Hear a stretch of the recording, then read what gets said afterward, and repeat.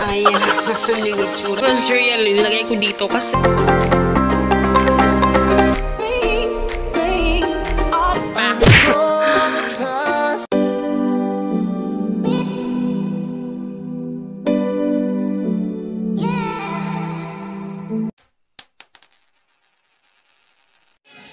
hello guys, good morning. So today is Wednesday at ako'y maglilinis ng refrigerator dahil sobrang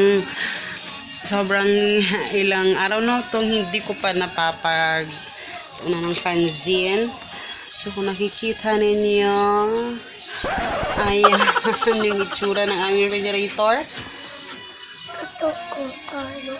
Mula pa yan nung nag-grocery kami, ngayon ko lang maayos lahat ng yan. So, ayun. Samahan nyo akong ayusin yan dahil sobrang talagang kalat. Actually, sinimulan ko na guys yung So, ito pa yung nagagawa ko at gumawa ko ng ice water kasi. Kaya sobrang kalat talaga. So, ayusin natin yan. Tapos, cereal, nilagay ko dito kasi nilalanggam siya. Hindi kasi siya hindi siya malaki. Kaya, ayan. Ano lang kasi to, parang ito yung niya, i-rotate mo siya hanggang sa yung butas. Dito ka kukuha ng cereal, parang iano mo lang siya, ganun. So, yun. Marami kasing laman nito kasi ito, birthday kasi ng ko ngayon, sister-in-law. Kaya si Papa yung nag-marinate ng pork. Tapos, ito yung spaghetti. Hindi ko pala napakita sa inyo kahapon. Tapos yung isang spaghetti na is nasa freezer. Tingnan yung freezer namin. Sobrang puno. Hindi ko alam kung saan yung lalagay yung iba. So yung isang spaghetti is nasa freezer.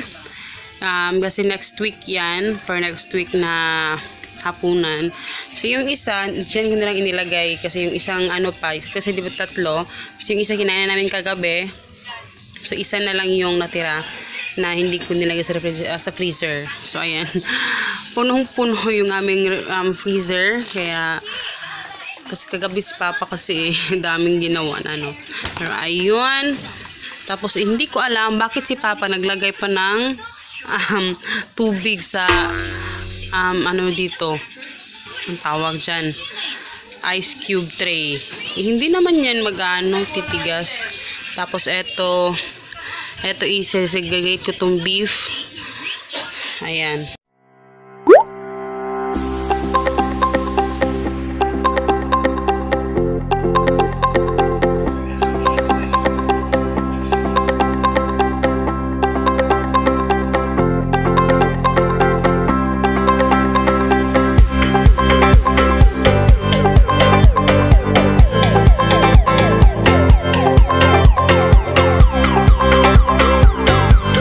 So, ayan siya guys, yung except lang dito sa mga gulay, hindi ko na lang siya ilalabas kasi medyo na okay naman siya. Kaya hindi ko na lang siya papakalaman, bahala siya sa buhay niya. Pero ayan, so kaya nakikita nyo may mga placemat siya guys dahil inilagay, alam nyo sobrang helpful itong placemat. Kasi isang example na, kasi na-short ako sa placemat, kaya hindi nilagyan sa ibabaw. Nilagyan ko lang siya na ganyan. Eto, kasi diba glass yung mga niya. Ayan, diba glass. So, dahil glass siya, talagang mahirap siyang linisin. Kasi parang iba yung niya. So, tingnan nyo ito na wala siyang placemat. Ayan, so medyo maraming lilinisin. Pero ayan, tapos eto, sobrang bilis lang talaga. Hindi ko shinare agad yung paglagay ko nito kasi tinitingnan ko muna kung okay.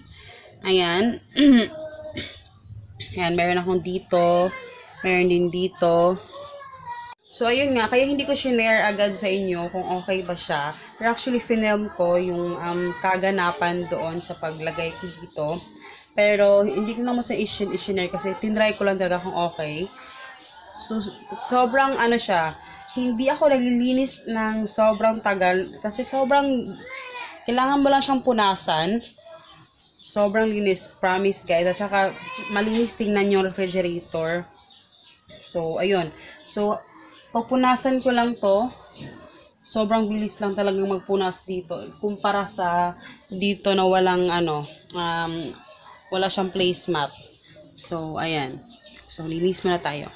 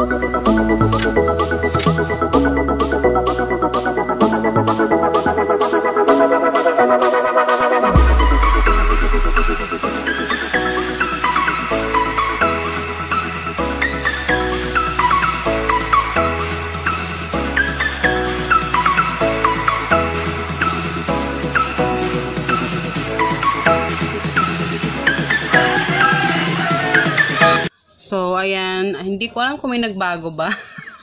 May nagbago ba? Meron naman. Pero, ayan. Sa ibabaw yung... Ang reason pala, guys, na hindi ko nilagyan dito ng placemat. Kasi, diba, na-short ako ng placemat. So, sabi ko, kaya hindi ko siya binilhan ng isa pang ganito. Kasi yung light niya, pag natabunan kasi to, parang yung close na close talaga siya. Parang hindi na ano ng light yung baba. Kaya, sinadya ko siyang ganyan na lang siya. Okay. Yung ingay ng anak ko sa labas, ano?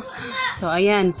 So, eto, hindi ko na in-slice ng, diretso na kaming kumakain ng papaya kasi medyo, hinog na siya. So, kailangan na namin siyang kainin agad-agad. Pero yung apple, okay lang. Matagal lang kainin yan. So, ayan, meron akong lemon. At alam niyo ba kung ano to? Vanilla. Kasi bumili ako ng vanilla, binuksan ni Papa na nabasag yung kanyang sa cup. Kaya sinala ako. Nilagay ko siya dyan sa ang bango sa refrigerator nung bago pa lang. Pero ngayon parang hindi na siya ganoon kabango. Kaya siguro kasi exposed na siya, ganoon. So ayan. Tapos eto yung mga juices at saka ni Hagrid, nilagay ko na lang siya dyan. Yung sa ilalim, yan, yung cereal, ang nito. Hindi kasi siya magkasya. Kasi malaki kasi yun. Kaya nilagay ko siya sa likod. At ito, binigay sa akin ng aking sister-in-law kanina. Mango float. Float nga siya sa sa condoms. Kasi birthday niya ngayon. Ingay ng anak ha. Tapos ito, carnation iba para sa prutas. Konti na lang yung natira kaya hindi ko na transfer sa Tapos ito naman yung spaghetti. Bukso ko na lang siya dyan kasi mamaya kukunin na naman to. Itong pork. Kasi iihawin. And yung mga ice water, konti lang yung nagawa ko kasi kailangan ko na maglinis sa refrigerator kasi. Tapos ito yung lumpia. Ito yung sobra ni Papa kagabi. Gumawa kasi siya. So, may dalawang natira. Dito yung itlog, yung mga yung dairy cream na yung cheese. Diyan ko siya inilagay. Tapos yung mga ketchup packets, guys. Hello, sinong kakarelate nito? Yung mga ketchup packet talaga yung natitira. Talagang nililigpit ko yan kasi in case na maubusan kami ng ketchup, at least may mga ganito. Ganyan din ba kayo? So, ayan.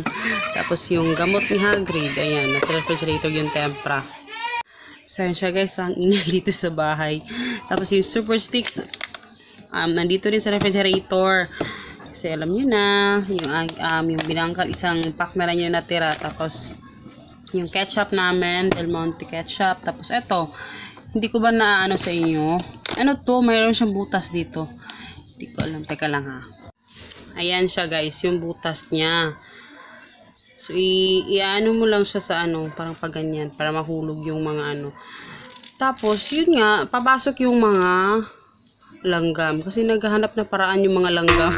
Kaya nakakapasok sila dyan. Kaya, better, nandiyan na lang siya sa refrigerator para din ma-preserve yung kanyang crisp. Wow, crisp. Tapos, yun lang yung aking gustong i-share sa inyo. Wala masyadong kaganapan. Tapos ito yung aking to-do list. Diyan nakalagay sa ibabaw ng aming refrigerator. Dito ano lang ako dito ng ano. Basta tapos yung pack. Bigla mo si Papa kasi kagabi yung ano yung saan nalagay yung aking ice. Sobrang puno, Diyos ko. Ito, ano din to, lumpia din to na kailangan pang ipack. Tapos yan, wala nang lugar, wala nang mapaglagyan. Sabi ko kay Papa, bumili na lang siya ng sarili niyang freezer. Pero, ayan. Yan lang, guys. So, yung lang. Ano ba yung dapat ito kung i-title dito, ha? Clean with me. Oh, wow, bongga. Yun yung kaganapan ngayon kasi busy ako today guys at saka busy lang ako kahapon at saka kahapon hindi ako masyadong nag-vlog doon sa park kasi in-enjoy ko yung moment ng ano kasi yung feeling na parang kung nag-video ka, nag-picture hindi mo ma-enjoy yung moment kasi kasama mo yung family mo kasi paminsan-minsan lang kasi talaga yon, diba? Kasi hindi man pwedeng araw-araw ganon dito sa park kasi mahirap din, maraming akong ginagawa. Tapos yun, kailangan kong i-enjoy kaya wala akong vlog. Nag-vlog ako konti lang talaga, pasilip lang. Tapos yung konting picture, yun lang. Kaya yun, wala akong vlog kahapon yung pumunta kami sa park. Pero, nabisi ako sa umaga yung nag-ano ako ng mga ano. Tapos nakita ko ba sa inyo yung ano, lumpia at saka ano. Hindi ko alam, parang nagmukhang molo yung aking, anong tawag dito? Siomai, kasi siomai, supposedly siomai talaga yun. Pero nagmukha siyang yung molo talaga na parang pang ano, hindi yung, kasi yung siomai, square kasi yun, diba? Tapos yung sa molo na pang ano, parang, ang tawag dun sa, basta yung medyo circle siya na, yung pabilog na parang, wonton wrapper yun. Iba pala yun siya. So, parang nagbukang ano yun. Okay lang, makakain ba rin naman. Pero sobrang kapal ng kanyang ano. Kapal talaga yung kanyang ano. I-compare mo dun sa talagang sa siomai, medyo manipis-nipis siya. So, yun lang guys. Yun lang yung t-share ko sa inyo ngayon. Sana ay mas ma-motivate kayo maglinis ng inyong refrigerator. Dahil ako, sabi ko kailangan ko ng motivation ngayon. Kailangan ko ng yung refrigerator. Kasi mula nung nag-grocery ako, wala pa akong nagagawang paglilinis sa refrigerator. Sobrang kalat kasi may mga bagay na inuna. Pero ayun, so I hope you guys enjoy. At saka, huwag kalimutan mag-subscribe. Para nyo ako sa Facebook, Instagram, Our Family Budget. At saka see you next video guys. Babush! Bye!